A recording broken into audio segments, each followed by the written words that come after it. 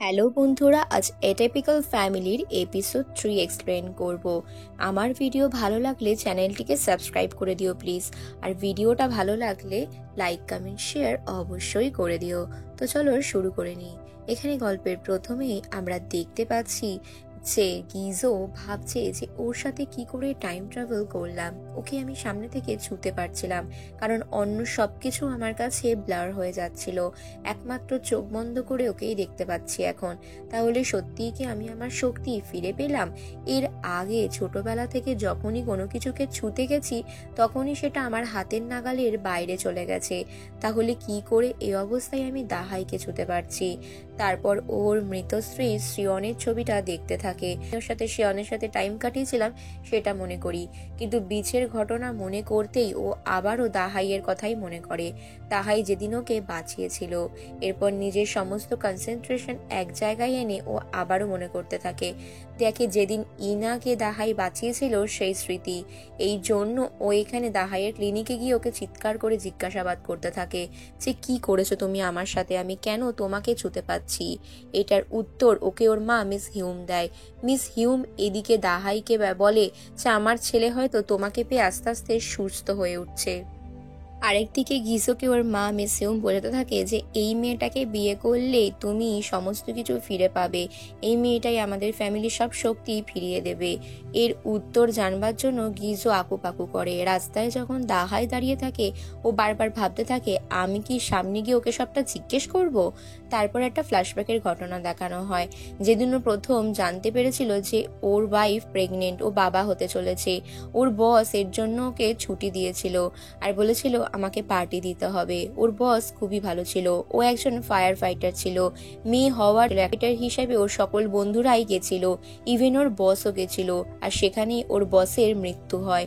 ওর বস ওর অনেক ক্লোজ ছিল, ওর বসকে বাঁচাতে না পারার জন্য মনে মনে অনেক গিল্ট ফিল করে।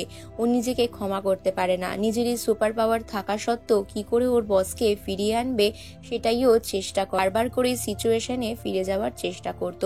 যেদিন ওর মেয়ে হয়েছিল সেই দিনই ওই আগুন লাগার ঘটনাটা ঘটেছিল। তো হসপিটালের মধ্যেও একটা দরজা পায়, যে দরজাটাকে ও ছুঁতে পাচ্ছিল, অর্থাৎ বাইরে যাওয়ার পথ ওর ছিল। দরজাটা খোলার পর ওর বাকাল থেকে চারিদিক দেখতে দেখতে ও ছুটতে থাকে। ও মনে মনে ভাবে যেভাবেই হোক আমাকে আমার বসকে বাঁচাতে হবে। তাই যে জায়গায় ওই ঘটনাটা ঘটেছিল ছুটে সেই জায়গায় পৌঁছানোর চেষ্টা করে। সেখানকার লোকেদের বিচ্ছিরি অবস্থা হয়ে গেছে, একের পর এক মানুষ ঘায়েল হয়ে চলেছে। ওর বসকে খুঁজতে থাকে, কিন্তু ওর বসকে একজন বলে যে একটা মেয়ে ছতলার উপর আটকে গেছে, তাকে ফিরিয়ে আনতে। এখানেও বুঝতে পারে যে সবকিছু হাতের বাইরে চলে গেছে। তার সত্ত্বেও গিজো নিজে মনে মনে ভাবে এটা আমি কি করলাম, বস আমার জন্যই মারা গেল। এরপর থেকে এটা নিয়ে ওর ওয়াইফ সিয়নকে বলতো যে কাশ আমি সেদিন ওই সময় ডিউটিতে থাকতাম, তাহলে আমার বস মারা যেত না। তাই যখনই ওর সুযোগ পেত চোখ বন্ধ করে ওই সিচুয়েশনটায় চলে যেত যখন ওর মেয়ে জন্মেছিল, আর তখনই গিয়ে ওর বসকে বাঁচাবার চেষ্টা করত, কিন্তু কোনোভাবেই ও বিল্ডিংটার ভেতরে ঢুকতে সমর্থ হতো না। এরপর ও ধীরে ধীরে হাল ছেড়ে দেয়, মানসিকভাবেও ডিপ্রেশনে চলে যায়। কাজের মধ্যে এসেও স্বাভাবিকভাবে কাজে মন দিতে পারে না। কাজের মধ্যে এসেও যখন ও ডিউটিতে যাওয়ার টাইম তখনও হঠাৎ করে টাইম ট্রাভেল করতো, আর এর জন্য ওকে ওর ওপর মহল থেকে অনেক বকাবকিও খেতে হয়। সকলে বলে যে যে মারা গেছে তার স্মৃতি নিয়ে ধোকরে থেকে কি লাভ, তুমি নিজে এগিয়ে যাও। কিন্তু গিজো বলে আমি কিছুতেই ভুলতে পারছি না, এটা ভুলতে পারি না যে আমি আমার বসকে বাঁচাতে পারিনি, কেন আমি সেদিন ওই স্থানে ছিলাম না। এই গিল্ট ফিলটা ওকে মনে মনে কুড়ে খেত। শিওন ওর ওয়াইফও এটার জন্য প্রচুর কান্না করত। ওর মেয়ে ইনা বলতো বাবা আমাদের সাথে সবসময় টাইম স্পেন্ড করে না কেন, বাবা হঠাৎ হঠাৎ করে উধাও হয়ে যায় কেন। ওর মা বলে তোমার বাবার মধ্যে একটা সুপার পাওয়ার রয়েছে, ও আবারও সেম ভাবে সিচুয়েশনে যায় আর পুরো ঘটনাটাকে অবজার্ভ করে যে ও কিভাবে বাঁচাতে পারে। এরপর সিয়ন একদিন চেষ্টা করে সকলে মিলে চিড়িয়াখানা যেতে, আর গাড়ির মধ্যে প্রমিস করতে বলে গিজোকেও যেন আর ছেড়ে না যায়, ও চলে গেলে সিয়ন নিজেকে আর ফিরিয়ে আনবে না। তো সেই দিনও আবারও চোখ বন্ধ করে ওই হসপিটালের মোমেন্টে ফিরে যায়। সেখানে ওর ওয়াইফ সিয়ন এটাই বারণ করছিল যে তুমি আমাদেরকে ছেড়ে আর কোনোভাবেই যাবে না, আর চোখ খুললে কিন্তু আমাদেরকে আর ফিরে পাবে না। ও যখন চোখ খোলে তখন সিয়নদের গাড়িটা অ্যাক্সিডেন্ট হয়ে গেছিল, আর তারপরে ওদের মৃত্যু। এরপর এরপর দাহাইকে দেখে যে দূরেও দাঁড়িয়ে রয়েছে। দাহাই বাড়ি ফেরার পর ওর মা ওকে বলে যা কিছু সবকিছু তাড়াতাড়ি করতে হবে, এদের ফ্যামিলিকে নর্মাল লাগছে না, 50 বিলিয়ন তাড়াতাড়ি আমাদেরকে হাসিল করতে হবে, চলো কাজে লেগে পড়ো। এরপরে দাহাই সোজা গিজোর বাড়িতে চলে আসে ফুলের তোড়া হাতে করে। গিজোকে বলে এই ফুলের তোড়াটা তো তুমিই আমায় দিয়েছিলে। মিস হিউম বলে কি আমার ছেলে তোমাকে এটা দিয়েছে? গিজো এটা শুনে রেগে যায়, বলে আমি এরকমটা কখন করলাম, মিথ্যে বলছো কেন? বলোর হাত টানতে টানতে বাগানে এসে ওকে জিজ্ঞেস করে সেই ফুলটা আমি কখন দিলাম, কোথায় দিলাম, মিথ্যে কেন বলছো, আমি কি করে করতে পারি? তখন দাহাই বলে তুমি এমন করছো, আমাকে মিথ্যাবাদী বানিয়ে দিচ্ছ। এরপর গিজো বলে সত্যি কি আমি ভবিষ্যতে গিয়ে ওকে ফুলটা দিয়েছিলাম? সেদিন সকলে মিলে একসাথে লাঞ্চ করতে থাকে, কিন্তু ইনা একা একা লাঞ্চ করে স্কুল ফিরে আসে না, কাউকেও অ্যাকচুয়ালি পাত্তা দিত না। এরপর ওখানে দাহাই বলে যে ও একটা ছোট মেয়ে, ওকে ওর মতন ছেড়ে দেওয়া হোক। এদিকে ও নিজের মনে স্কুলে যাচ্ছে। স্কুলে যে ছেলেটিকে ও পছন্দ করতো সেই ছেলেটির ভিডিও বানাতে থাকে। তখনই ওর আরেকজন স্কুলের বান্ধবী চলে এসে বলে তুই কি কাউকে স্টক করছিস, আর সবসময় এরকম চশমা পরে থাকিস কেন? ও কারোর সাথে এই চশমা করে কথা বলতে চায় না, চশমাটা খুলতেও চায় না। তারপরের সিনে আমরা একটা শুটিং এর স্পট দেখি, যেখানে আমরা ডংহিকে দেখি। ডংহি যখন এত মোটা ছিল না, ও মডেলিং করতো, আর খুব সুন্দর চিকন একটা চেহারা ছিল, যেমন দেখতে সুন্দর ছিল তেমনই সুন্দর ছিল ওর ফিগার। ও তখন মডেলিং করে সারা দুনিয়াকে তাক লাগিয়ে দিত। ওর মডেলিং এর জাদুতে সকলেই নেশায় বিভোর হয়ে থাকতো, সকলে ওর প্রচুর প্রশংসাও করতো। তো এরকম ভাবে মডেলিং করার পর ও নিজের টাকা দিয়ে প্রচুর দামি একটা ব্র্যান্ডের জুতো পায়, আর সেই জুতোটা পরে শুটিং পর ও বাইরে এসে উড়বার চেষ্টা করে, যেটা ওর স্পেশাল এবিলিটি, যে ও উড়তে পারতো। এভাবে সারা শহরেও পাখির মতো উড়ে বেড়াতো, সমস্ত কিছু কন্ট্রোল করতে পারতো। কিন্তু হঠাৎই ও দেখে যে ও মোটা হয়ে গেছে, আর তখনই ও মাটিতে ধপ করে পড়ে যায়। উঠেই ওকে জানানো হয় যে ওই বাড়িতে আর থাকতে পারবে না। তখন ওর মা ওকে বলে যে কেন, কি হয়েছে? মা ওকে বলে আমার টাকা আর কমতি পড়েছে, তুমি নিজের জায়গায় ফিরে যাও। ডংহি তখন ওকে জিজ্ঞেস করে যে হঠাৎ করে দাহাই বলে মেয়েটিকে আনার কি দরকার ছিল, ইনাকে দেখভাল করার জন্য?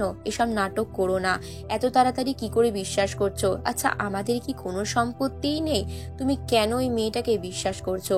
কথা বলতে বলতে মিস হিউম ঘুমিয়ে পড়ে। এরপরে আমরা এখানে গিজোকে দেখি। গিজো সবকিছু লক্ষ্য করছিল, দেখছিল যে দাহাই কারোর সাথে একটা SMS এ কথা বলছে। তাই ও ভাবে যে দাহাই কি কিছু জিজ্ঞেস করবে সেদিনের ফুলের ব্যাপারটা নিয়ে, কিন্তু আর সেটা হয়ে ওঠে না। এরপর দাহাই ডিনারের জন্য সকলকে ডাকতে থাকে, কিন্তু সকলেই নিজেদের মতন বেড়াতে চলে যায়, কেউই ওর সাথে রাত্রিরে ডিনার করতে একসাথে আসে না। গিজো বলে এইসব করার কোনো দরকার নেই, আমার ফ্যামিলি এসবে অভ্যস্ত নয়। এদিকে ইনা একা একা খাবার খাচ্ছিল, ওর চশমা পড়েছিল, আর ওই সিচুয়েশনে ওখানে সামনে দাহাই চলে আসে, বলে চশমা ছাড়াও তোমাকে খুব ভালো লাগে, চশমা পরে থাকো কেন? আচ্ছা যাও তোমার আইব্রোটা আমি প্লাক করে দিই। এই বলে ইনাকে সুন্দর করে আইব্রো প্লাক করে দেয়। তারপর আয়নায় দেখায় যে ইনাকের মুখটা সত্যি খুব কিউট লাগছে। ইনা এটাতে লজ্জা পেয়ে যায়। তারপর বলে তুমি চশমা পরে থাকো কেন, চোখের মধ্যে কি তোমার কোনো এক্সট্রা পাওয়ার আছে নাকি? ইনা বলে জানি না আমি। ইনার সাথে সুন্দর মুহূর্তের সময় গিজো সেটা দেখে নেয়। আর এদিকে দাহাইও দেখে যে ইনার চোখটা যেন জল জল করছে, কিছু একটা পাওয়ার রয়েছে। ইনা ওর চোখের দিকে তাকিয়ে বলে দেয় যে তুমি 50 বিলিয়ন টাকা কি করবে? পরের দিন স্কুলে ওই মেয়েটা ওকে বুলিং করে ওর চশমাটা ফেলে দেয়। ওর চোখের মধ্যেই ছিল সমস্ত পাওয়ার। যে ছেলেটিকে ও পছন্দ করতো সেই ছেলেটির সামনে এসে ওর চশমাটা ওকে ফিরিয়ে দেয়, আর তারপর ওকে বলে তোমাকে চশমা ছাড়াই অনেক সুন্দর লাগে, আজকে তোমাকে আরো বেশি সুন্দর লাগছে আইব্রো করে, তুমি এরকমই সবসময় থাকবার চেষ্টা করো। তারপরে সিংহে ডংহিকে দেখেও জিমে গিয়ে নিজের ওজন মাপে। এত ওজন দেখে কাং ওর পেছনে লাগতে থাকে। কাং বলে আমি কি কিছু হেল্প করব? কাংকে পাত্তা না দিয়ে ও নিজের ডাক্তার বয়ফ্রেন্ড জিহানকে ফোন করে। জিহান জানিয়ে দেয় যে ওর আজকে সার্জারি আছে, তাই ও যেতে পারবে না। এদিকে কাং এই কথাটা শুনে নেয়, ইচ্ছা করে ওর প্ল্যান ভেস্তে দেওয়ার প্ল্যান করে। যে রেস্টুরেন্টে এখানে ডংহি অন্যান্য মহিলাদের সাথে ডিনার করতে গেছিল, সেখানেই আজকে আমি ঘুরে আসছি। এরপর লিফটে গিয়ে দেখে যে ওরা 12 তলায় গেছে, তাই সিঁড়ি দিয়ে ছুটতে ছুটতে হাঁপাতে হাঁপাতে উঠে যায়। কাং অপেক্ষা করছিল কখন ডংহি আসবে, আর ডক্টর জিহান অপেক্ষা না করে ওকে কিস করতে থাকে। এই সিনটা ডংহি দেখে নেয়, নিজেকে আরো সামলাতে পারে না। এই সিচুয়েশনটা ওর জন্য খুবই বেদনাদায়ক ছিল। তারপরের সিনে আমরা এখানে দেখি ডংহি নিজের ফ্ল্যাটে বসে রয়েছে আর প্রচন্ড কান্না করছে। পরের দিন সকালে যখন ডক্টর জিহান ফিরে আসে, জিহানকে বলে যে তুমি তোমার জিনিসপত্র নিয়ে এখান থেকে চলে যাও, তো আমার তোমাকে দরকার নেই, তোমার মনে আমার আর কোনো জায়গা নেই, তাই না? ডক্টর জিহান বলে, যখন তুমি মডেল করতে তোমার মনে হয়তো নেই, আমি তোমার এই চিকন রূপের প্রেমে পাগল ছিলাম, তুমি অদ্ভুতভাবে বদলে গেছো, এখন আর তোমাকে আমার ভালো লাগে না, আমি জাস্ট তোমাকে হেল্প করতে চাইছি যে তুমি একটা ব্রেক নাও, আমাদের সম্পর্কে একটা ব্রেক দরকার। ডংহি বলে, বেশ ঠিক আছে, তাহলে তাই হোক, ব্রেক নেওয়াই হোক। তারপর জিহান ওখান থেকে চলে যায়।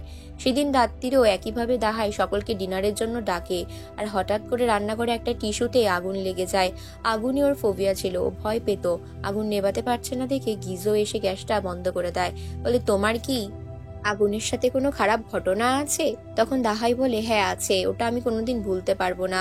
তারপরে গিজো বলে যে এত কষ্ট করার কোনো দরকার নেই, রোজ এত এত রান্না কি দরকার করবার, তোমাকে কে বলেছে? এরপরেও ডিনার করতে বসে যায়। ডিনার টেবিলে বসার পর ইনা বলে, আমি এত সব রান্না করতে বলেছি। ইনার পছন্দের স্যুপটা নষ্ট হয়ে যাওয়ার জন্য দাহাই ক্ষমা চেয়ে নেয়। এরপর ইনা একসাথে ডিনার করে। চোখের ইশারা এখানে গিজোকে বলা হয় দাহাই যে তুমিও ওর সাথে খাবার খাও, তাহলে ও ইন্টারেস্ট পাবে, কারণ ও এর আগে কখনোই সবার সাথে একসাথে বসে খাবার খায়নি, নিজেকে সবসময় গুটিয়ে রাখে। এদিকে মূর্ছে যাওয়া ফুলগুলোকে দেখে গিজো ভাবে, কখন দিলাম আমি ফুলটা, ও যে এই কথাটা বলছে। তাহাই বলে যে হয়তো তুমি আমাকে বাঁচিয়েছো। তখন গিজো বলে, কিরকম? তাহাই বলে যে তুমি আমাকে তোমার বাড়িতে স্থান দিয়েছো। ইনার মতন একটা সুন্দরের মধ্যে একটা ডাস্টবিনের ব্যাগ ধরিয়ে দেয়। এটা ফেলতে গিজো বাইরে চলে আসে। ডাস্টবিনটা ফেলার পরও দেখে বাইরে অনেক ফুলের দোকান বসেছে। ফুলের দোকানের সামনে এসে ওই সেম ফুলটা দেখেও মনে মনে ভাবে যে আমি কি ফুলটা কিনে সত্যি সত্যি দাহাইকে দেব, কারণ দাহাইয়ের সাথে এই হ্যাপি মোমেন্টগুলোতে আমি একমাত্র ফিরে যেতে পারি আর ওকে টাচ করতে পারি।